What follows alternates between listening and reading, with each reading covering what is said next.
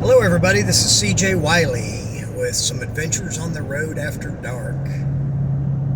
I got a question a couple days ago when I started dreaming of being a world champion pool player, and the answer is I don't think I really did for quite a while. My whole goal was to just be better than everybody else. So it started out in the small pool room that I grew up going to called Clayton's Pool Room in Green City, Missouri. Population of 629. He had a little pool room that had 3 pool tables, all different colored cloth. The first one was red, and the next one was green, and then the last one was blue. I think they might have switched that a time or two, but those were the colors that I remember. And then in the back of the room, there was a wood-burning fireplace, you put logs in.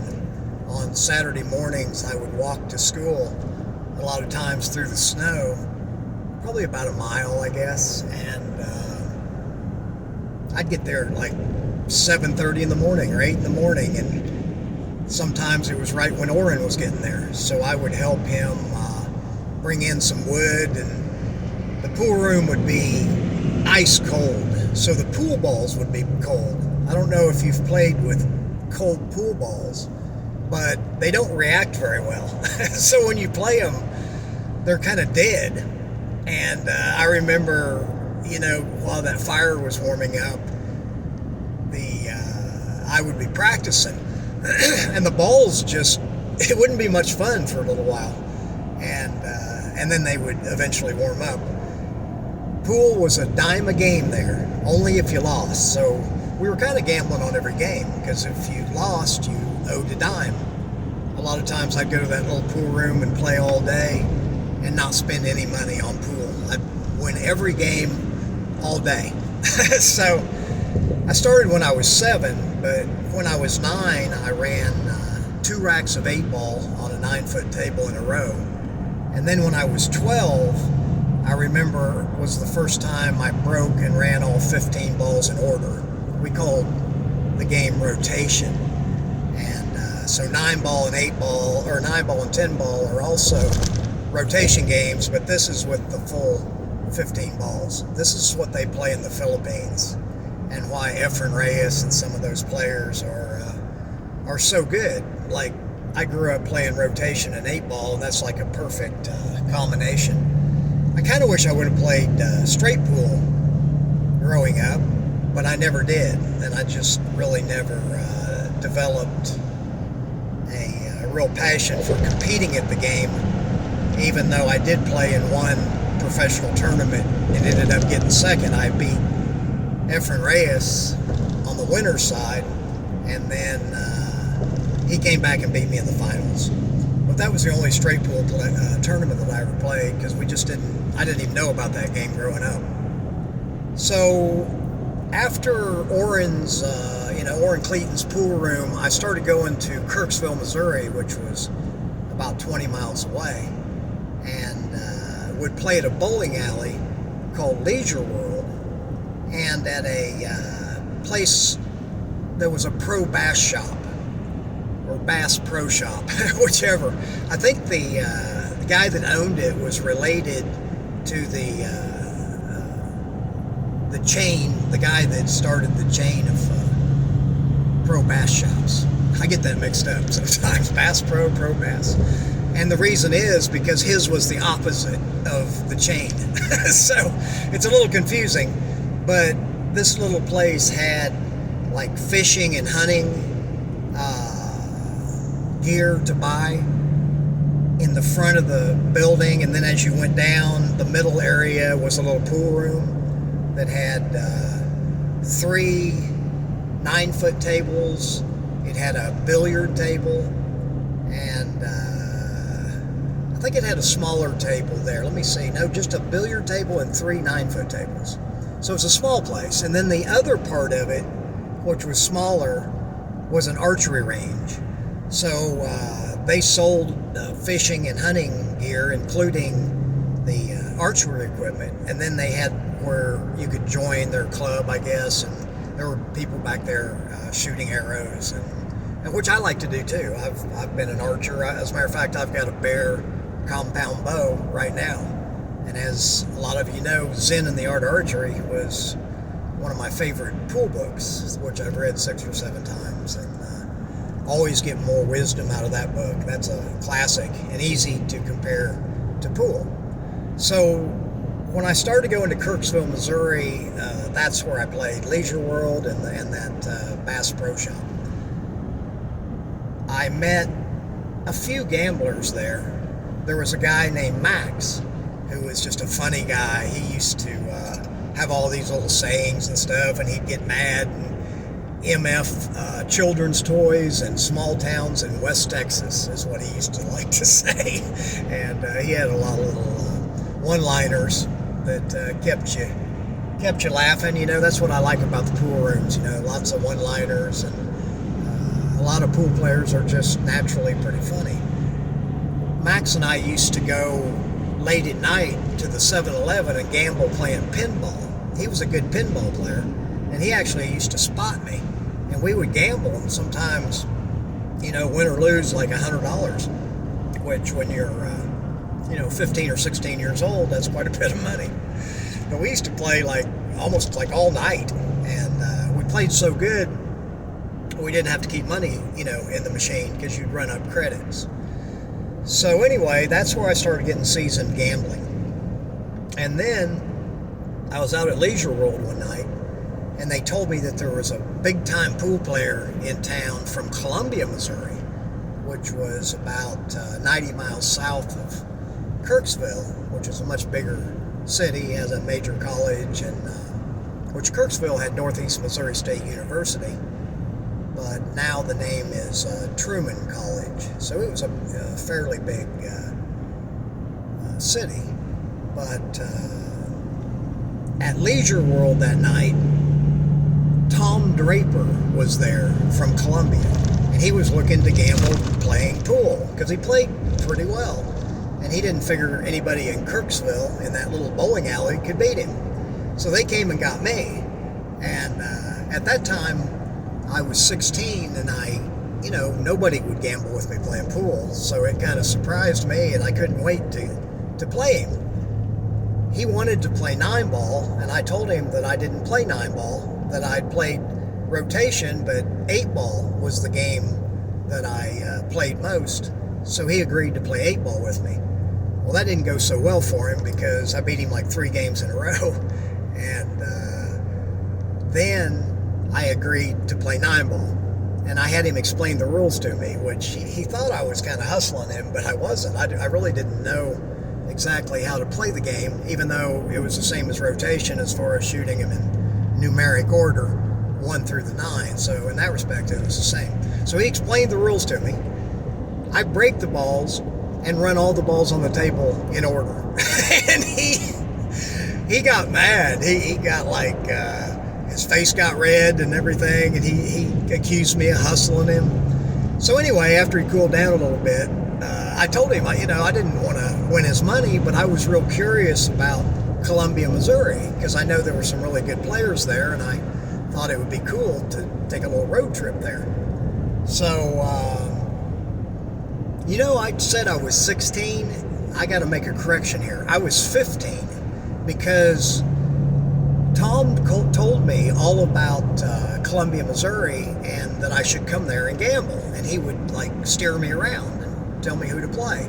The reason I say I'm 15 at that time is because I went to my friend that I was staying with, John Emmerich, who had a little yellow Mazda car, and I asked him if I could borrow his car and go to Columbia, and I remember I didn't have a driver's license, so he let me use his car to drive 90 miles away to Columbia, Missouri, to the Columbia Billiard,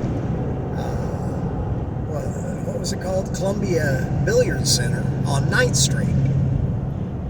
The only stipulation, he said, was, you wreck, you pay.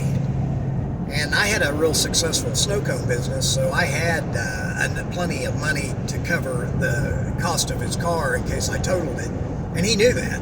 So it was a pretty safe bet for him, but he still went out on a limb to let a 15-year-old kid borrow his car. But I did, and I drove all the way to Columbia, Missouri, and I went in, and I ended up playing a guy named Keith, and we played 9-ball for 20 a game, and I ended up beating him out of, I think about $80, maybe 100, and he quit and said he needed weight. And I said, weight? What is that? And he said, you got to know what weight is. Again, he's accusing me of hustling him. But I'm from a small town. I haven't heard all this terminology yet.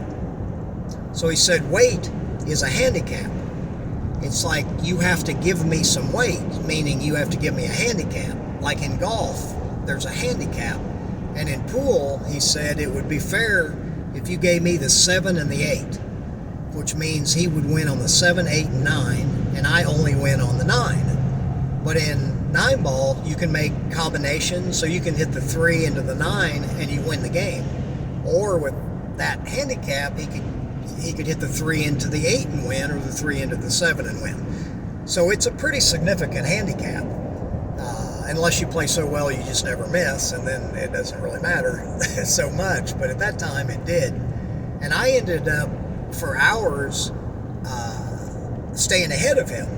But then all of a sudden he started making it on the break and making combinations, and he quickly turned it around. And I think he won his money back, and I quit. So basically broke even, and I learned a lesson. I learned what weight was, and I learned that it did matter. So another person I met at Columbia Billiard Center after I played Keith, really it was during playing Keith, was Craig Bickford. Now, Craig was a young kid, really sharp, played cards and dice, and played pool really well. He didn't play as good as I did.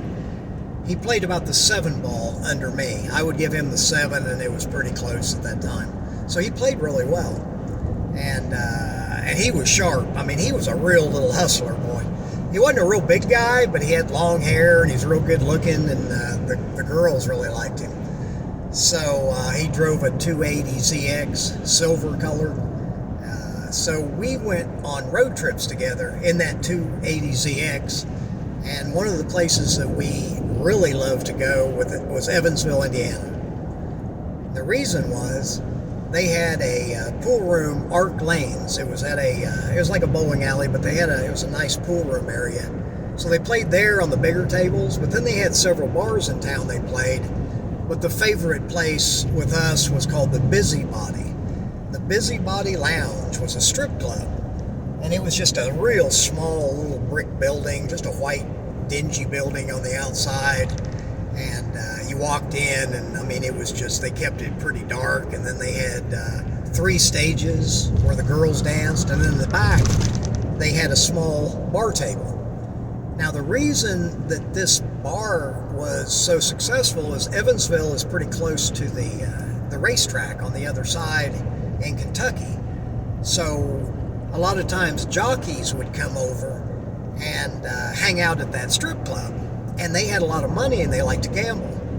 So one night I was at the Busybody, and I had been drinking a little bit, and we were all partying, and I got to playing this little jockey some pool. And I beat him pretty quick. Well, then he came back and he said, you want to flip a coin for $100? So I said yes. So he made me flip it and me call it. And I flipped and I lost. And then I called it again and I won. And then I lost. And then I lost again. And this old-time hustler named Bob came up behind me. And he whispered in my ear, keep calling heads. And he palmed me a coin. Well, I knew what that meant. I didn't have to look at it.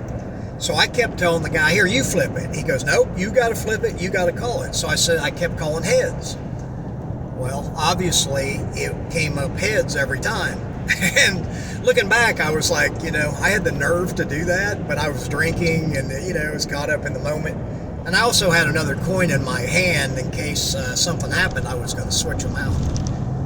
So anyway, I ended up beating him out of all his money, which was like $800. a gold necklace, and his car. He gave me the title to his car. So the agreement was he got it the next day for $500, I think's what it was. It was either 500 or 1,000, I can't remember exactly. But when I woke up the next morning, I went out and got a soda. Went back to the room, and no big deal. Well, there's a knock on the door about 15 minutes later, and it's Bob. Now, he wants his end of the money and wants his coin back. So I said, sure, I'll give you your coin back. So I got in my pocket, I looked at it. I didn't have the coin.